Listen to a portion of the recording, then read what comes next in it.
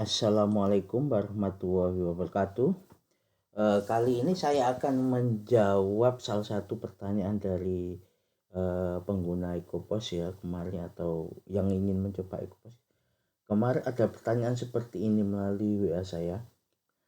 Mas, bisa tidak input hutang tapi tidak melalui pembelian. Jadi saya ada hutang tapi bukan melalui pembelian. Nah, umumnya kan pembelian yang dibayar jatuh tempo atau waktu atau tanggal tertentu mau dibayar, atau kredit ya, pembayaran hutang itu kan otomatis tercatat sebagai hutang.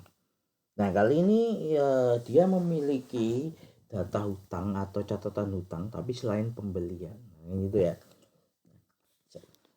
Nah, saya akan menjawab itu.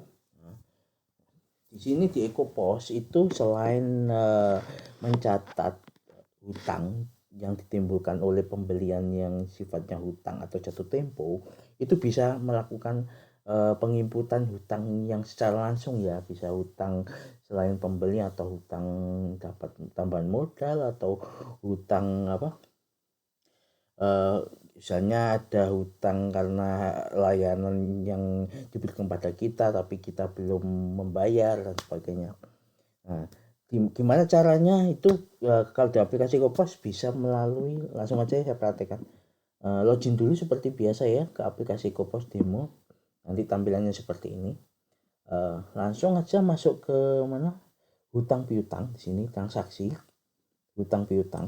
Nah, di sini ada hutang langsung. Nah, di sini adalah daftar hutang atau menginputkan hutang selain dari pembelian. Begitu juga piutang. Nah, kali ini saya menjawab dari pertanyaan tadi ya, hutang ya. Nah, langsung saja diinput di menu hutang langsung ini. Jadi kita memiliki hutang selain pembelian, diinputkan saja. Seperti biasa langsung ditambah saja. Seperti ini. Kita tambah, enter. Nah, hutangnya kemana, atau ke vendor siapa, atau supplier, atau ya vendor lah. Misalnya kita hutang dari misalnya ini ya, misalnya nama supplier APM atau vendornya APM kan gitu ya, enter. Misalnya ada hutang dagang gitu ya,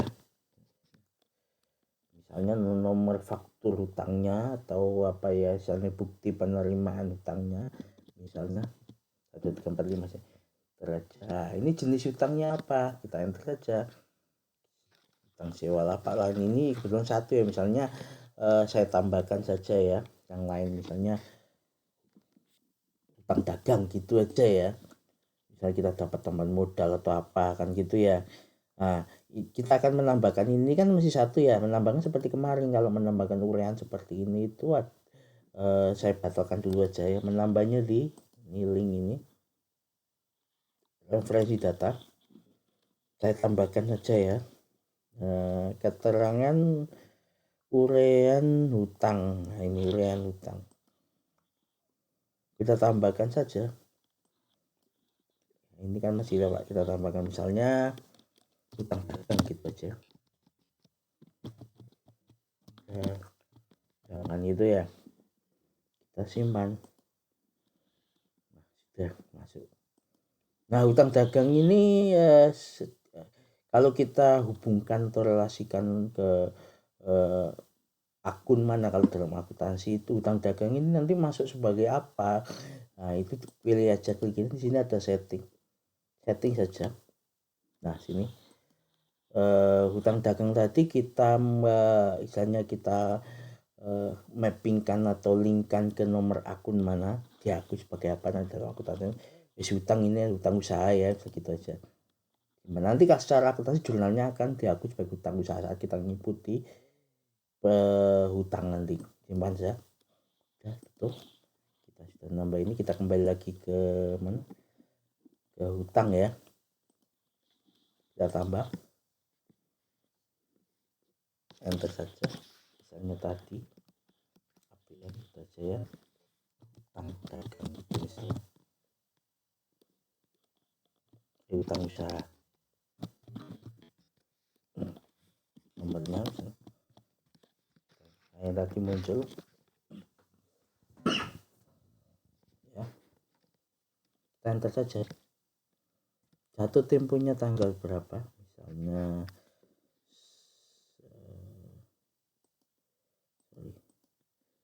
1 bulan selanjutnya kan gitu ya. Nah uangnya ini diterima melalui apa, misalnya sekaligus kita nginput utang dan sekaligus juga menambah kas. Kita kan utang, kalau berupa uang kan biasanya kan nambah kas ya. Nah, kas mana diterimanya, kalau misalnya ini sebagai saldo awal, anggapan sudah tercatat sebagai kas tapi ini kita catat sebagai saldo awal, ya input aja sebagai saldo awal, jadi tidak mempengaruhi kas karena dianggap sudah masuk. Kalau layanan adalah istilahnya kita terima sebagai jasa, misalnya dia membeneri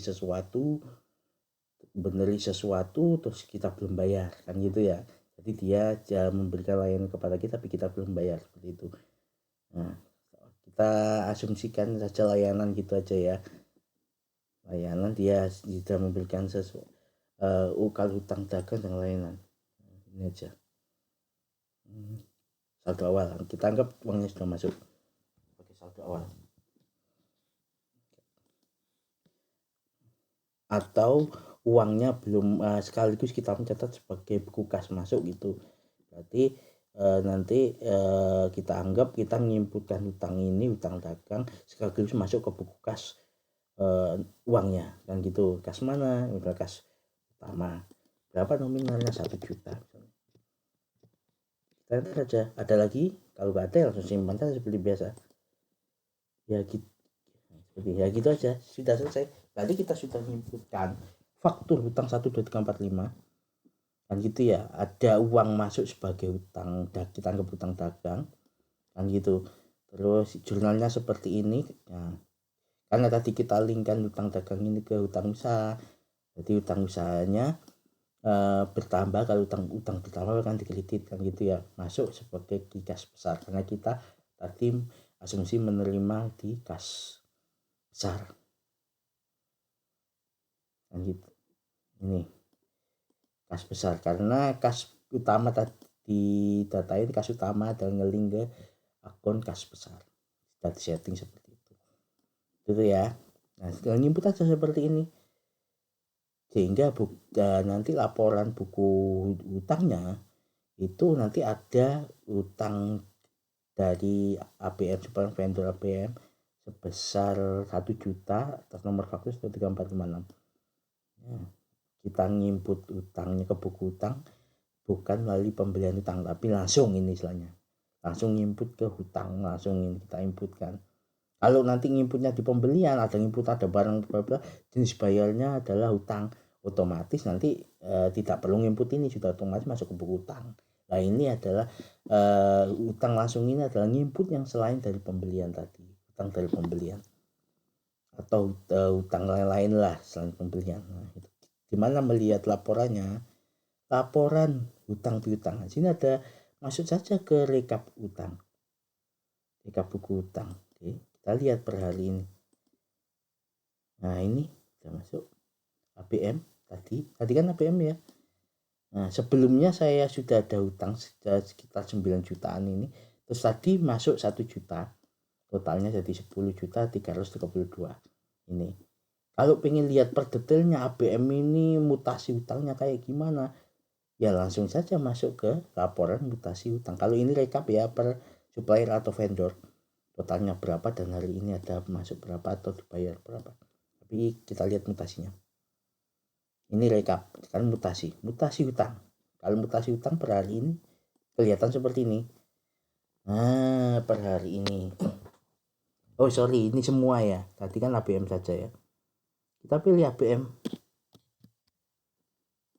Nah, kalau APM ini kita tampil APM aja. Nah, kemarin ada saldo awal nomor fakturnya ini per faktur ya, ini ya, ini ya, ini saldo awal semua mas. Nah yang tadi yang mana? Nah kita lihat paling bawah. Nah, ini yang tadi adalah tanggal 29 ini, yang tadi ya.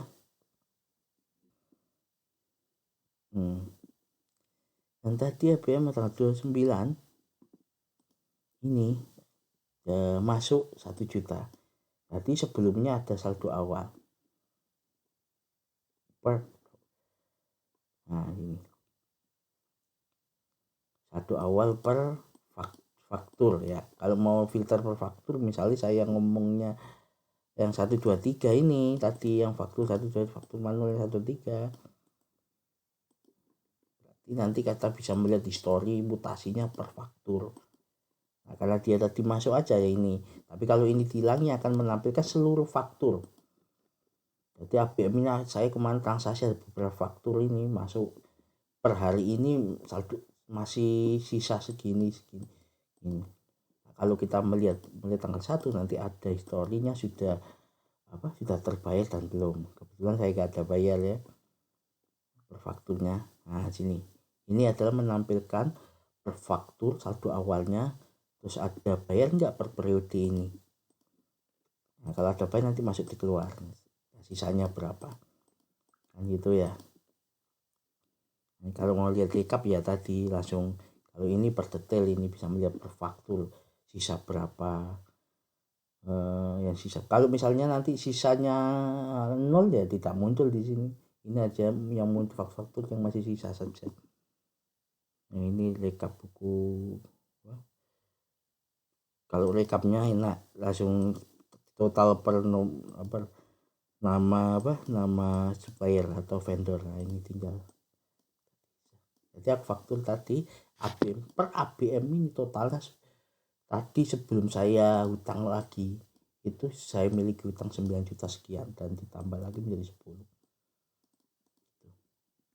Ya gitulah. Saya ulangi kembali ya, kalau nginput hutang selain dari hutang pembelian itu langsung saja ke transaksi hutang piutang kan gitu ya, terus input di hutang, begitu juga piutang sama. Nah jadi kalau misalnya mau menggunakan pencatatan keuangan aplikasi ini, hutang piutang, bayar hutang dan bayar hutang, terus bayar piutang, terus kas bank tanpa menggunakan transaksi di atas atau kayak pembelian penjualan dan yang lain-lain, itu masih bisa digunakan aplikasi ini. Jadi menggunakan pencatatan keuangannya saja bisa langsung soalnya. Cukup sekian yang bisa saya jelaskan, kurang lebihnya mohon maaf. Jika ada pertanyaan bisa disampaikan di kolom komentar ya. Terima kasih. Assalamualaikum warahmatullahi wabarakatuh.